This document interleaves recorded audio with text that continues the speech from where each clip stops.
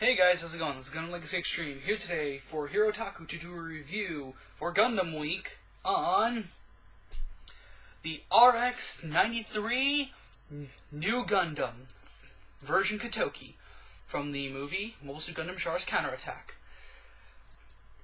Now, to start off with, this kit looks amazing. The high level of Katoki detailing on it just really pops, and it just overall looks phenomenal. A little bit of added stuff I put in there just for my own tastes. Has some little bits of I guess you could call it real gradism in certain areas, like the two different coloring on the knees, on the crotch area, on the legs. I know there were some spots, like right here, this part right here, you can see is stickered just to make it look different. I know there should be some on the body too, but unfortunately I don't remember where I put those, because it's been a while. Yeah, this kit just looks phenomenal. Just standing there, get into a good pose. If I had the hands closed, it looks amazing. I can't gush over the appearance enough. Getting into some of the details, this kit has very little stickering or painting you need to do. Like I said, these stickers down here, these are optional. These stickers on the feet, it's just to try and break up the color a little bit more. I kind of wish they did that in plastic, but oh well, what can you do about it? But I'd say 99% of all the colors that you need to put in are there in plastic. This I didn't. This I did with Gundam marker. It's not supposed to be there. I just put it in there for a little added flavor. Really, the only color you have to put in is the. Excuse me for 1 second. I was just double checking to make sure that it was there. Is the black right there in the V antenna? That's the only color you have to put in. Everything else is there for you. Now, getting into its posability, this kit has amazing posability. The head can move up on three joints. This little joint right here is actually connected in there for you to put in the LED gimmick. You have to open up the back to do that, and no, I don't have the LED in there. I'm not getting it out of my 00 riser, out of my 00 Gundam's GN drives to show you. So no, I'm sorry. But because of that, you can get the head to look up really far. Like, that far. That is amazing. That is awesome for, like, space flight and all that stuff. Full rotation of the head, of the neck, everything. Waist can go about that far. I could probably go further if you futz with it, but I'm not going to do that because I don't need stuff falling off or breaking off. Like that. Excuse me. Arms. Oh god, here we go. Here we go with Ver.Ka syndrome. Arms can pull out of that joint right there and go about that far, so you can get it to pat its own shoulder. Full 360-degree rotation, bicep swivel, elbow bends at two joints, and introducing the 3.0 hands. Hi. Hands can fully rotate, go in and out. You can break right there, and each finger has an individual knuckle.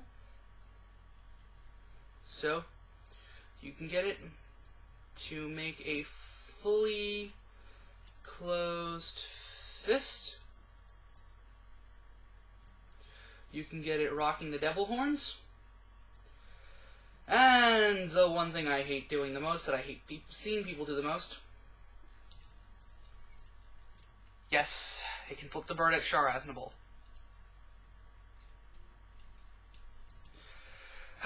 Now that I did that once, I will never do that again. Skirt armor all fully moves. They're all on ball joints. Legs can go forwards about that far. Back. The skirt doesn't fall off to mess with this. It can go back about that far. It can go out. One leg out of the way.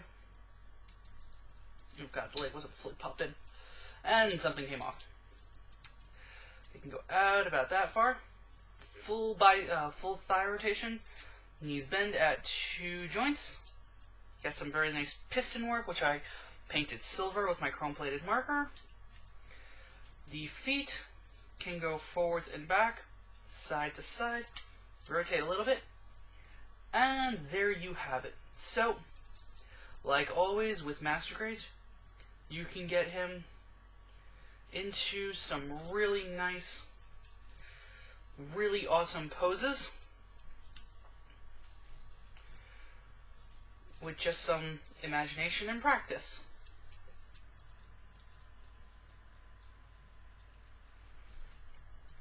And some stability work. There you go. But that is not all that he can do. And for that, we get him into a normal stance, and we start with the accessories. First off, right here, you have his standard beam saber, which is really awesome, by the way. It has a handguard you can pop out. You pop a peg out that's in the handle right here. And bring in the 3.0 hands. The 3.0 hands has a little peg that you have to flip out, like so. And then you peg the bottom peg from the hand into the handle, and the top peg into the hand. Get a nice grip on it, and that sword ain't going nowhere. But what's a beam saber handle without some beams? For that, we bring in what is probably the coolest beams ever for a Gundam blade in of the Fetties. Come on, new Gundam, I need you to stand and don't have your parts fall off. You have this beam right here, which goes up top. And this little guy right here, which goes down there, which goes down there. There's your problem. I had it upside down. Don't fall off yet. And there you have it. Really, really nice beam blades. Of course, that is not the only beam saber the new Gundam is known for having. Once I get that out of hand. Straightening out these fingers and bringing up this arm. As you can see, hidden in here is another beam blade. If I can get it to flip up.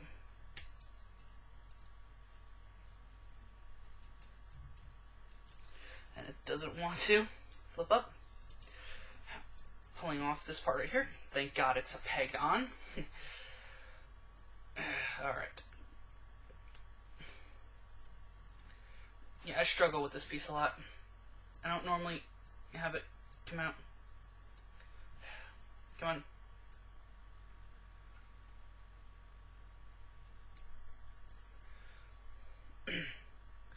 Don't do this at home, kids. I am a professional kind of model breaker. There we go.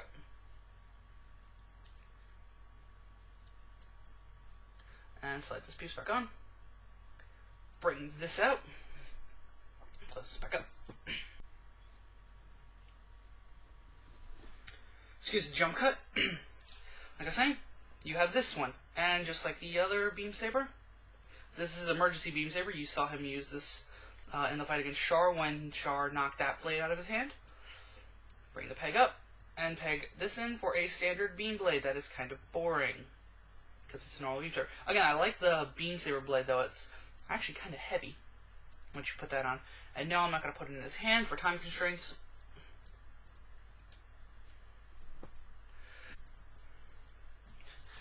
Excuse that jump cut. I had to struggle a bit to get the sword back into the arm. But, don't do the Klingon peace sign. Of course, though, when New Gundam is in trouble, he has his handy-dandy hyper bazooka to call on. Got a scope right there. Nice red missiles right here. It can extend, the missile pod can come off. Handle comes down, not going to put into his hand because I don't want to deal with it. And this telescope's pretty far. And got a mounting unit to mount it onto the backpack, like so. Just clips on if I can get it. Clips on if I can get it. There we go. And take it off. And have that fall off. But of course, when the Hyper Bazooka fails, he has his beam rifle, and don't collapse. He has his beam rifle he can contend with. And no, again, I'm not going to put it into his hand just yet. You'll see all this stuff on him soon. Don't worry. But, of course, when things start not going right, you got the shield. Clips onto the back of the arm like so. Not going to deal with that.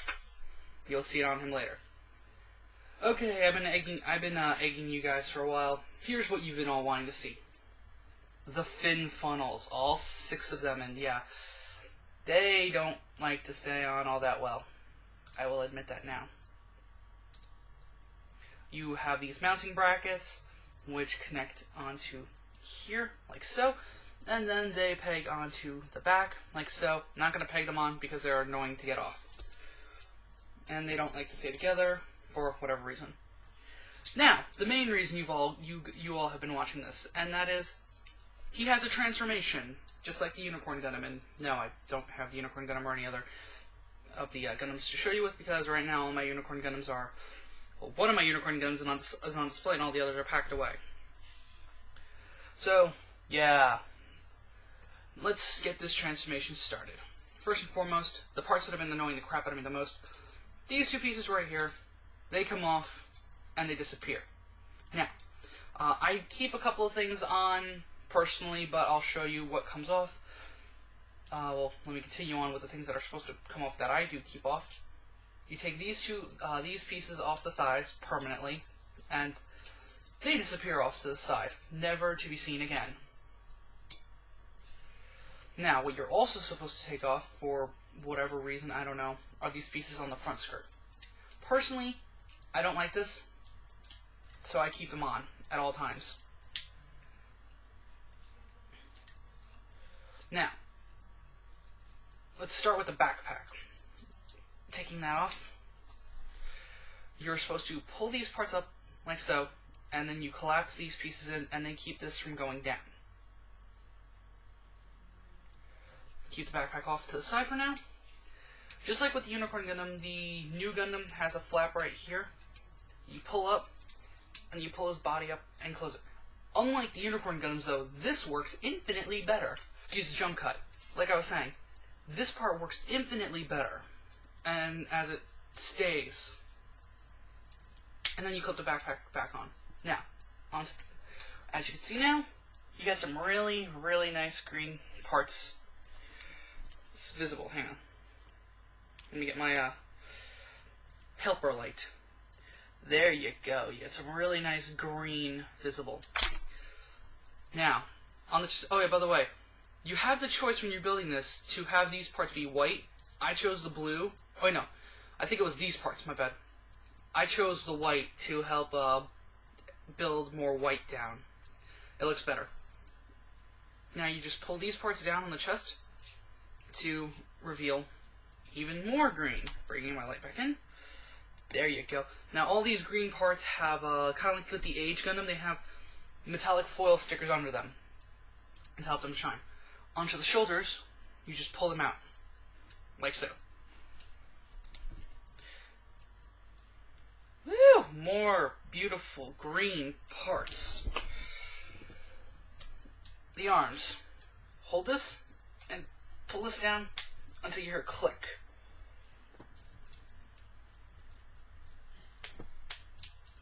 Well, 2 clicks to be exact. And then I'll take that off for now. Get your fingernails in there. You really need fingernails for this transformation sequence.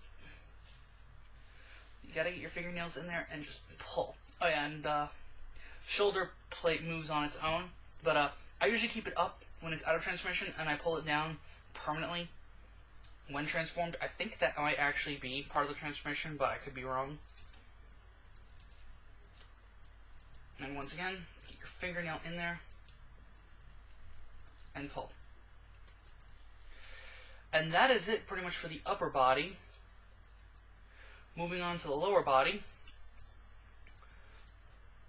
Pull this piece right here out. Again, this is why you need fingernails. Pull that out, pull the leg down, and close it back up. And bring in the light. Some really nice green.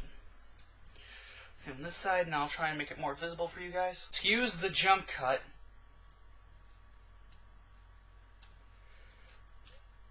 Come on. Pull that out. Lower the leg down. Now, again, this part right here, don't like that sound. This part right here is supposed to come off and completely disappear. I don't do that. But you do need to take it off real quick for this. Well, you don't really need to, but it makes things easier. So you pull this piece up, you pull the leg completely down, and you slide that in. That keeps the legs from going up. In a previous take, I thought that part, I didn't know anything about that part, and I was putting stress marks on it.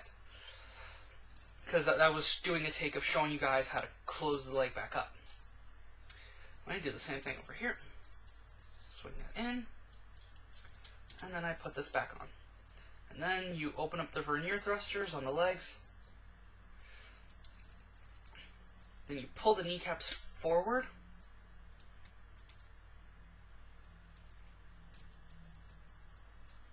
And to wrap this up, you slide these covers on the feet up.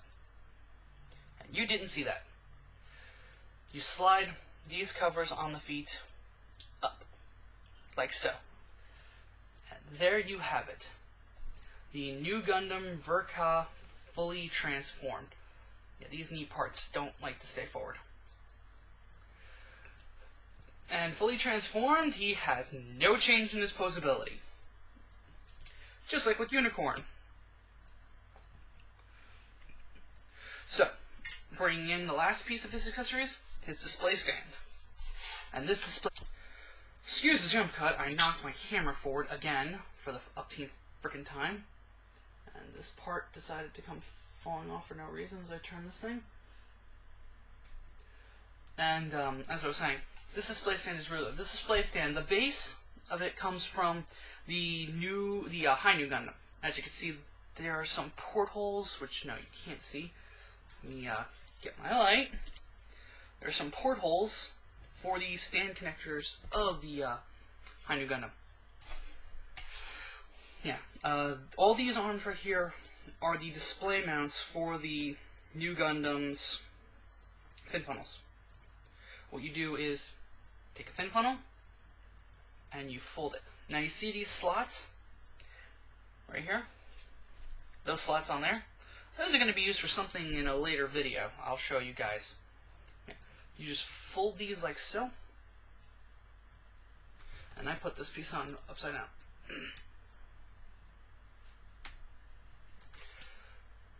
So you fold these up like so.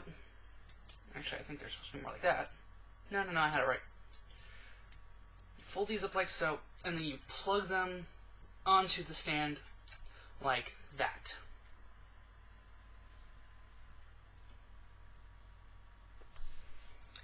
And excuse me for a moment while I get this all situated up. Just a simple bit of posing and a lot of know-how on how to do really cool poses.